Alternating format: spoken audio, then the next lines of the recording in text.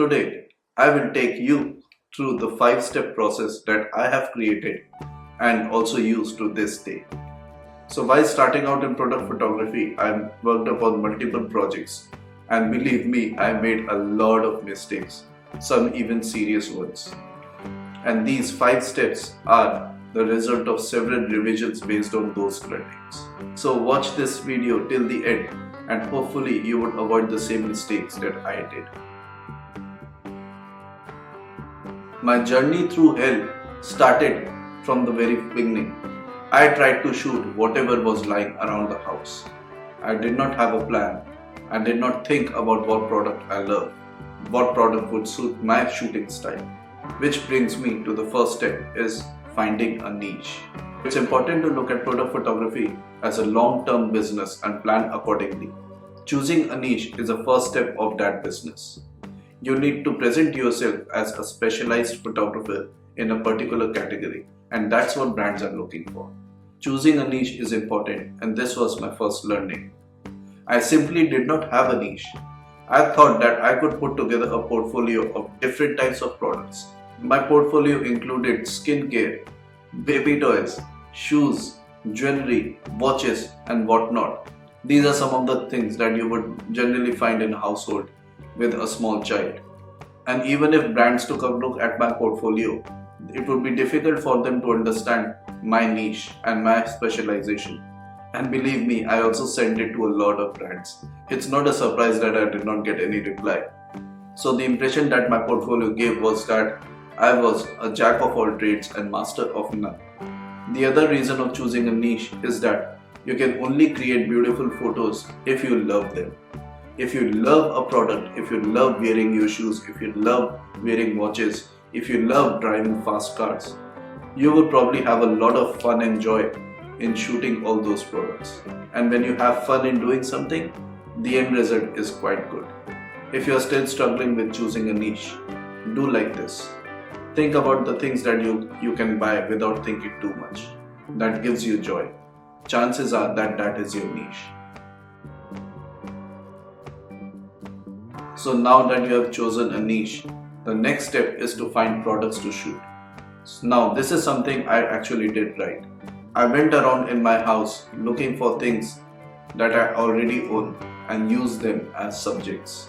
I must admit, at first I really thought about buying something and using them as subjects for my portfolio.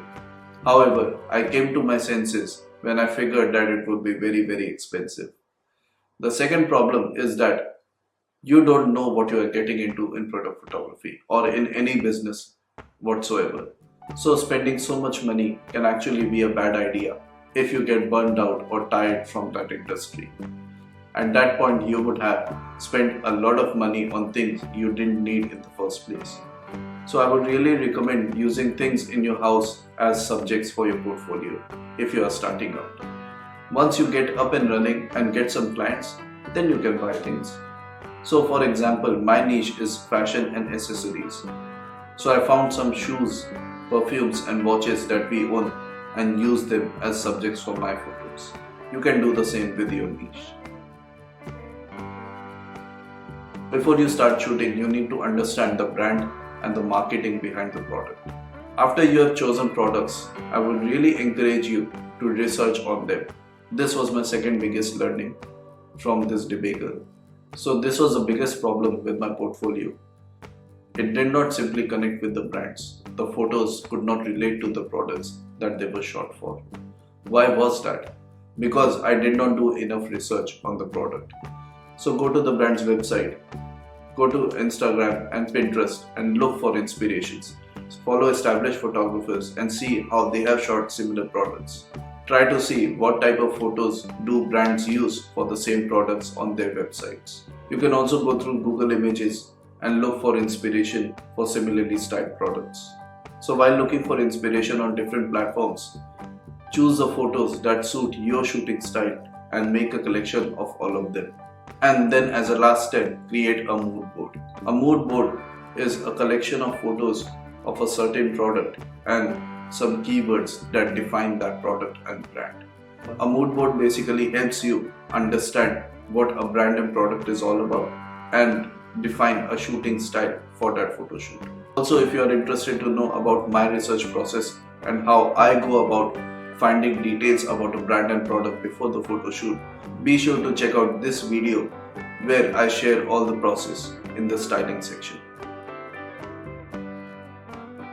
So now this brings us to the most controversial part of the whole process, which is gear.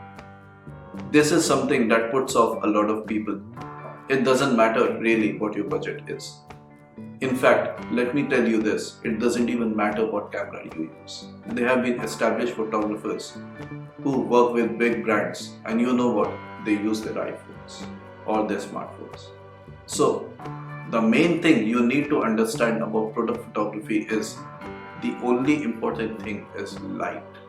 If you have a limited budget, spend it on lighting and you would thank me later.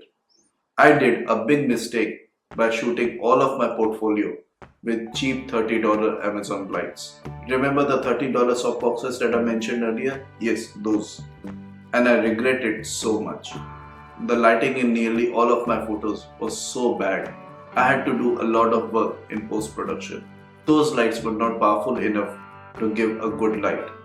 So, in order to start with product photography, the basic gear that you need is a camera, a lens, obviously, some backdrops, some props, and lighting. The best way to understand what lighting to use is to go back to the social media platforms, the Pinterest, the Instagram, or the brand websites, and try to find the photos that appeal to you.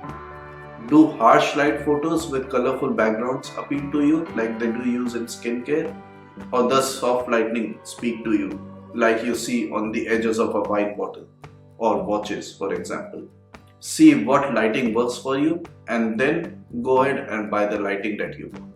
My tip would be to get yourself at least a 100-watt LED light and some diffusion material. My favorite light is the Godox SL153, which I paired with the Godox softbox and honeycomb structure. But you don't have to go with so much complexity. My tip would be to get yourself at least a 100-watt LED light with some diffusion material. In this way, you can simply use the LED if you want to have those harsh light photos with colorful backgrounds. Or if you want soft light, you can put some diffusion material in front of them. So this setup would be a lot flexible and you can work both ways. So along with the light, you will need reflectors or whiteboards to reflect the light around the product, and yes, lastly a tripod. So while starting on your product photography, don't let the idea of gear hold you back. If your lighting is solid, it's really not that complex. The camera does not matter, a lens does not matter really. If you have a good camera and a good lens, really good. If not, don't worry.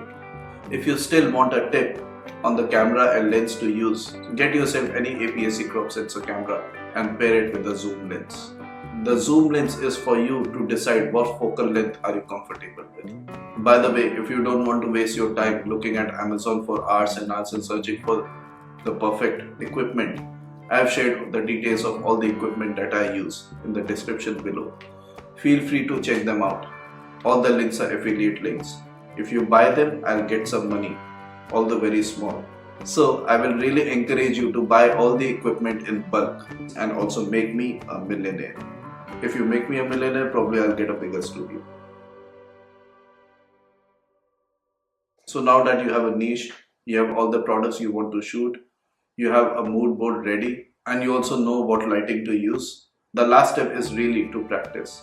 So turn on your favorite music, switch off all the lights, turn on that LED, order some pizza and start shooting. Now even if you have taken all the inspiration from different social media platforms, you understand what to shoot, how to shoot, you understand the lighting now, you have a fair bit of idea. There is still one thing that will stop you from getting those big brands. This was my third learning and I can't believe that I fell for it. I fell into this rabbit hole of researching too much and I was hell-bent on taking photos only from a certain angle and recreating the images that established photographers were taking on Instagram. I was so lost because I could not get the same results. And this is a mistake you should really avoid. Brands are looking for uniqueness, and this is the biggest mistake that I did. I was so hell-bent and focused in recreating the work of others that I forgot to put my perspective and uniqueness in those photos. And that is what the brands are really looking for.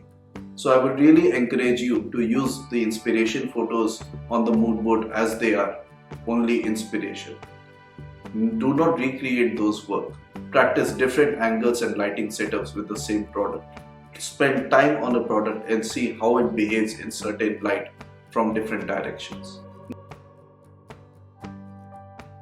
Now, if you have made it thus far, I have a bonus step for you. After you have done all the shooting, the last part is to edit. Editing is a big part of product photography or in any photography in general. There is always some room of improvement and touch-ups that you can do in a photo.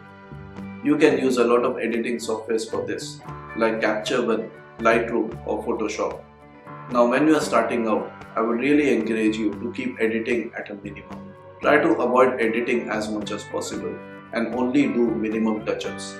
This is because once you start editing too much, you get into this comfort zone of making mistakes. If that happens, you will be comfortable in making mistakes because you know you can rectify them in post-production.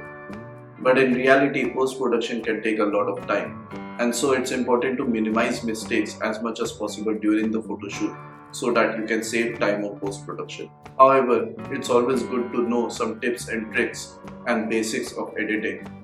So if you are starting out in product photography, chances are that you only need to do some basic editing.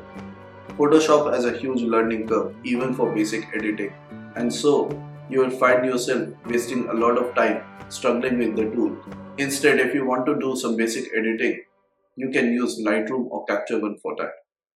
Both softwares are very user friendly and you won't take much time in understanding them. Right, so this was my 5-step process on how I do a product photo shoot. Let me know in the comments below, how do you feel about this? Did it help you? If you feel that this content has been useful for you, I would really encourage you to like this video and subscribe to the channel. There's a lot more content like this. I also have some behind the scenes videos for you to follow in case you are interested.